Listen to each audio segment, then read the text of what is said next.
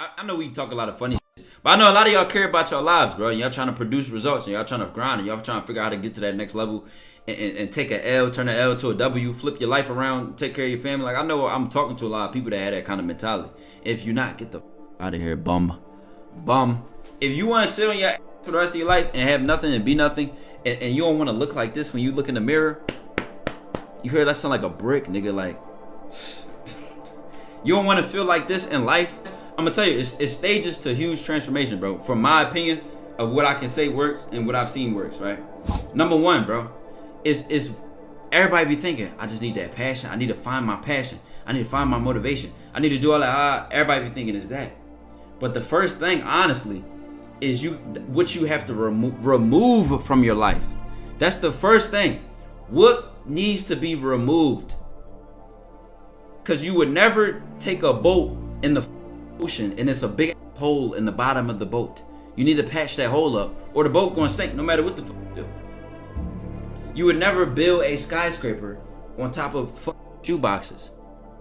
So you need to remove, it's things you need to remove.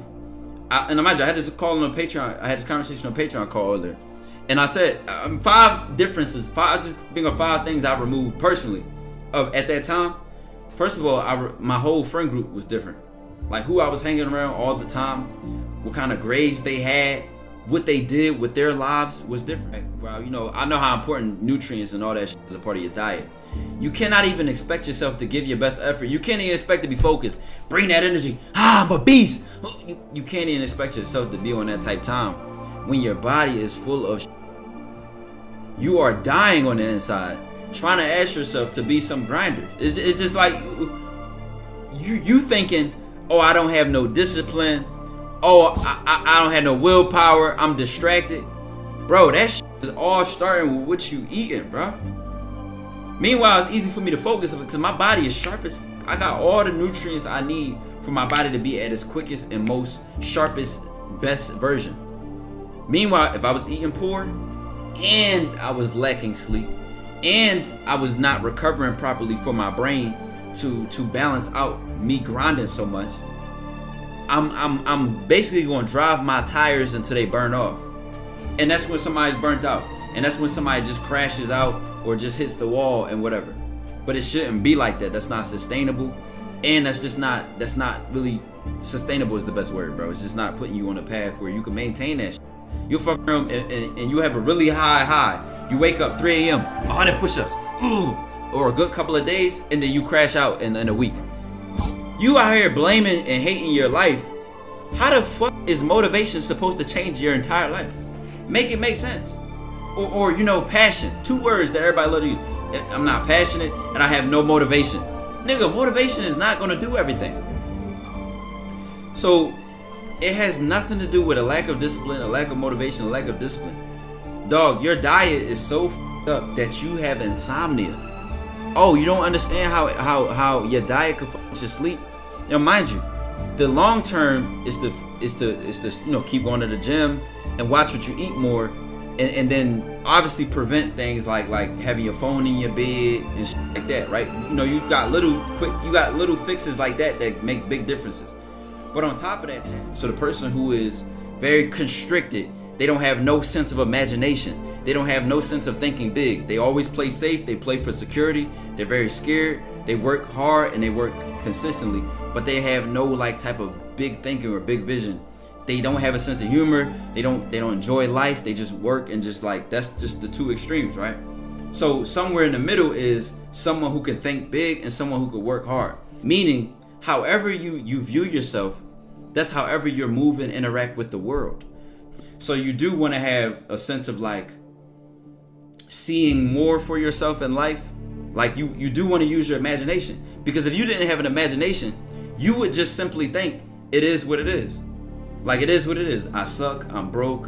I'm a boy. That's all I'm gonna ever be. And mind you, yes, you have to think big, but you also have to work hard. That's the the 2 sides of the coin, right? So you want to be a blend of the 2, where you understand hard work, but you can think big and you can work hard. So I just was making that example to show y'all how when I changed that shit put it all together for me, because I thought big And I made that plan, and then at the same time, I understood like, how am I gonna realistically do it? What am I gonna do? I started planning the SAT prep. My junior year, I didn't have no job. The only sports in school. My sophomore year, in high school, I had a job and I was fucking around, messing around. But I knew if I wanted to lock in with school, I'm like, I gotta do shit that keeps me close to this. You know, I gotta do shit that puts me around this. So you do have to get practical. You do have to get specific. But at the same time, again, like I said, you want to be able to think big. If you think too big and too delusional, you'll be daydreaming. If you work too hard without any sense of vision or anything, you're too realistic, and that way you don't have any type of like, you'll always think small. You'll always just be working hard and not going outside and growing outside of yourself. The difference in recovering and relaxing is obviously like you're just chilling. You're leaning back. Recovering is doing things that refreshes your mind, your brain, and your body with like the chemicals that make your thinking sharper and that make you recover, like serotonin, like dopamine, like neo something. Like I can't remember this from the video, but like let's say when you're working, the reason you can focus is because your mind get hit with chemicals that make you focus, right? And when you're recovering, too much of those focus chemicals can be toxic to your body. So you need to balance it out with the recovery ones. So some activities, without getting too deep into the science, some activities that can give you that recovery, those recovery chemicals in that recovery period, is like going to the gym. Like I said, neosporin. It's going to the gym, meditating, reading, breathing techniques, cold showers. Y'all know I always talk trash about cold showers, bro, but lo and behold, the research says what it says. And then number 5, chat. Number 5, I would say the main huge thing I got rid of was positioning. This is another strong one for changing your life. Which you, like I told you, we were moving. So we went over the first 4. Number 5 was positioning. I started to prevent situations that would be bad for my grind. Like I told you, you really only started to see me if we was on the same sports team, or if we had the same job, or if we had a class together. I was not putting myself in positions to be doing some bullshit. We went in high school. What's the easy ones? Hanging around during lunch. What's it called? After school, the bell ring. Instead of going to practice, you outside after school at the let out chilling. We call it a let out in Philly. I don't know what y'all call it, but you after school, when people just hanging out and staying around the school, or they might go to the park across the street, you boy. Now, mind you, I'm not saying I never did this in my last 2 years in comparison to when I was on my grind or not. I'm just saying it was harder to find me there, cause I probably was going to probably had a football game on Friday, practice Monday through Thursday after school, 3 to 5, 3 to like 4:30 or something like that. Everybody was gone by the time I got out of practice,